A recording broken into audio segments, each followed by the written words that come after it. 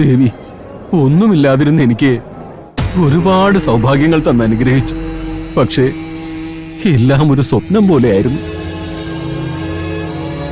അമ്മ തന്ന സൗഭാഗ്യങ്ങളെല്ലാം ആരോ തിരിച്ചെടുത്തു. അമ്മേ ദേവി, ഇന്ന് ഞാൻ ഒന്നുമില്ലാത്തവനാണ്. എല്ലാം ഏതൊക്കെയോ വഴികളിൽ പോയി. ഉണ്ടായിരുന്നതെല്ലാം നഷ്ടപ്പെട്ടവനാണ് ഞാൻ. മറ്റു വഴികൾ ഒന്നും കാണുന്നില്ല. ഒരു വഴി തുറന്ന് എന്നെ രക്ഷിക്കണേ ദേവി. അമ്മേ മൂകാംബികേ, ദേവി മൂകാംബികേ, കാത്ത് രക്ഷിക്കണേ. അമ്മേ ദേവി, അമ്മേ അമ്മേ, ഈ അടിയനെ കാത്തോളേ. അമ്മേ അമ്മേ ദേവി, അമ്മേ ദേവി.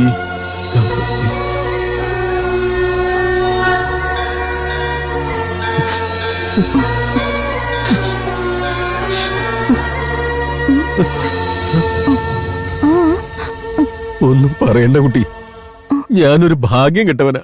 ഒരുപാട് ബിസിനസ്സുകൾ നടത്തി, ഒന്നും പച്ച പിടിച്ചില്ല. കയ്യിലിരുന്നതും പോയി, കടം വാങ്ങിയതും പോയി, പലിശ കയറി വീടും പറമ്പും പോയി. എല്ലാം നശിച്ച് റോഡിലിറങ്ങും മുൻപ് അമ്മയുടെ മുൻപിൽ വന്ന് സമസ്താപരാധങ്ങളും പറഞ്ഞ് പരിഹാരം തേടാൻ വേണ്ടി വന്നതാണ് കുട്ടി.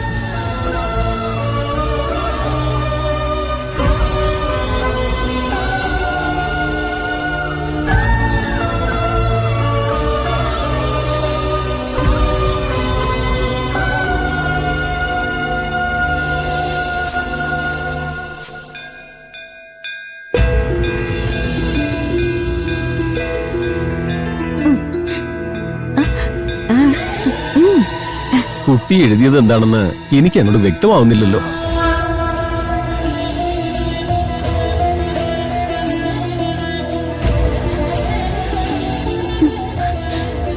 അമ്മേ ദേവി, അമ്മയിൽ ആശ്രയം കണ്ടെത്തി അമ്മയുടെ അനുഗ്രഹത്തിനായിട്ട് വന്ന ആളാണ്. എല്ലാം നഷ്ടപ്പെട്ടിട്ടും അമ്മയുടെ അനുഗ്രഹത്തിൽ പ്രതീക്ഷ അർപ്പിക്കുകയാണ്.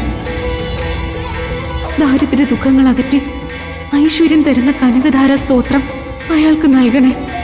അത് ജപിച്ച് ദാരിദ്ര്യ ദുഃഖം അകറ്റാനാകണേ ദേവി.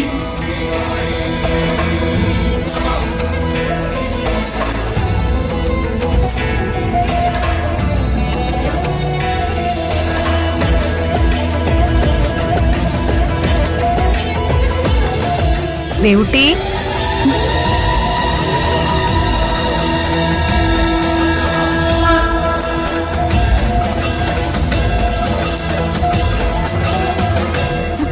എന്തേ?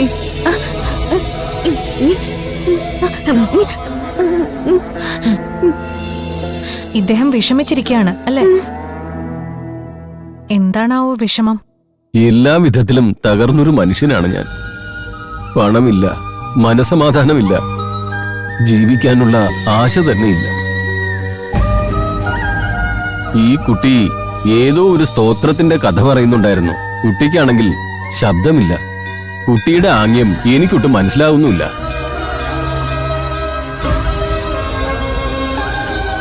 ദേവുട്ടി കനകധാര സ്തോത്രത്തെക്കുറിച്ചാണോ പറയാൻ ശ്രമിച്ചത്? അതിവിശിഷ്ടമായ സ്തോത്രമാണ് കനകധാര സ്തോത്രം. ശങ്കരാചാര്യസ്വാമികൾ രചിച്ച കൃതിയാണത്. അതിവിശിഷ്ടമായ ആ കൃതി ജപിച്ചാൽ കഷ്ടപ്പാടുകൾ പാടെ മാറിക്കിട്ടും, ദാരിദ്ര്യ ദുഃഖം ഒഴിയും. ജീവിതമാർഗങ്ങൾ അടഞ്ഞു വഴിമുട്ടി നിൽക്കുന്നവർക്ക് പുതിയ വഴികൾ തുറന്നു കിട്ടും. ഇവിടെ വന്ന് പലരും ഈ കൃതി ആലപിക്കാറുണ്ട്. നിങ്ങളും അതുപോലെ കനകധാര സ്തോത്രം ആലപിക്കുകയാണെങ്കിൽ നിങ്ങളുടെ പ്രയാസങ്ങളും ദേവി പരിഹരിക്കും എന്നാണ് ദേവൂട്ടി പറഞ്ഞത്. ഈ സ്തോത്രത്തിന് എന്താ അങ്ങനെ ഒരു മേന്മ? അതെന്തുകൊണ്ടാണ്? അതിനു പിന്നിലൊരു കഥയുണ്ട്. പണ്ട് ഋഷിമാരും സന്യാസിമാരും ഭിക്ഷാന്തേഹികളായി നാടായ നാടൊക്കെ അലഞ്ഞൊരു കാലമുണ്ടായിരുന്നു. ഭിക്ഷാടനം സന്യാസിമാർക്കൊരു നിത്യാചരണമായിരുന്നു. എല്ലാ ദിവസവും അവർ ഭിക്ഷയ്ക്കിറങ്ങും.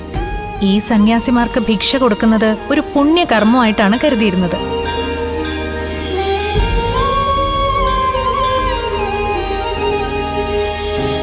പറഞ്ഞ ഋഷിമാരെ പോലെ സന്യാസ ദീക്ഷയെടുത്ത് നാടാകെ സഞ്ചരിച്ച് ശങ്കരാചാര്യ സ്വാമികളും ഭിക്ഷാടനം നടത്തിയിരുന്നു.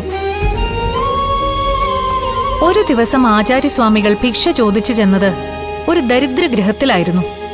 അവർക്ക് ഭിക്ഷ കൊടുക്കാൻ പോയിട്ട് ഭക്ഷണത്തിന് പോലും വകയില്ലാത്തൊരു ഗൃഹം. എന്നിട്ട് മുറ്റത്ത് വന്നത് ചെറിയ ആളല്ലല്ലോ, മഹാഗുരു, പണ്ഡിതൻ. വീട്ടിലുണ്ടായിരുന്ന ഗൃഹനാഥ ആകെ വിഷമത്തിലായി. ആചാര്യസ്വാമികൾക്ക് ഒന്നും ഭിക്ഷ കൊടുക്കാതെ വിടാനാവില്ലെന്ന് അവർ ഉറപ്പിച്ചു. അവര് വീടാകെ അരിച്ചുപറക്കി. എന്നിട്ട് എന്തെങ്കിലും കിട്ടിയോ? കിട്ടി. ഉണങ്ങിയൊരു നെല്ലിക്ക. അവരത് ഭിക്ഷയായി കൊടുത്തു. ഒരു ഉണക്ക നെല്ലിക്ക കൊണ്ട് എന്താവാനാ? അതെ, ഒരു ഉണക്ക നെല്ലിക്ക കൊണ്ട് ഒന്നും ആവില്ല. പക്ഷേ ആചാര്യരെ വെറും കൈയോടെ തിരിച്ചയച്ചില്ലല്ലോ എന്ന ആശ്വാസം അവർക്ക്. എന്നിട്ട് ആ വീട്ടിലെ ദാരിദ്ര്യം തിരിച്ചറിഞ്ഞ ആചാര്യസ്വാമികളുടെ മനസ്സലിഞ്ഞു. അദ്ദേഹം അവിടെ വെച്ച് തന്നെ ഒരു കീർത്തനം രചിച്ച് ആലപിച്ചു. അതാണ് ഈ കനകധാരാ സ്തോത്രം. സ്വാമികൾ ആ കീർത്തനം പാടിയപ്പോ എന്തെങ്കിലും സംഭവിച്ചോ? കനകധാരാ സ്തോത്രം ചൊല്ലി മുത്തശ്ശി കൊടുത്ത നെല്ലിക്കയുമായി സ്വാമികൾ മടങ്ങി.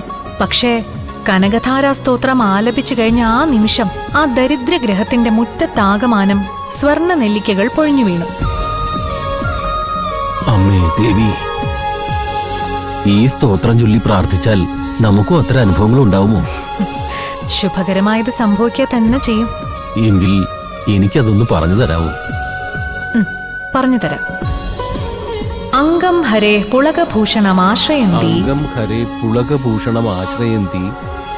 പുളകഭൂഷണമാശ്രയന്തി. പുളകഭൂഷണമാശ്രയന്തി. ഭൃംഗാംഗനേവ ഭൃംഗാംഗനേവ മുകുളാഭരണം മുകുളാഭരണം തമാലം അംഗീകൃതാഖില അംഗീകൃതാഖില വിഭൂതിരപാംഗലീല വിഭൂതിരപാംഗലീല മാംഗല്യദാസ്തു മാംഗല്യദാസ്തു മമ മംഗളദേവതായാഃ. മമ മംഗളദേവതായാഃ.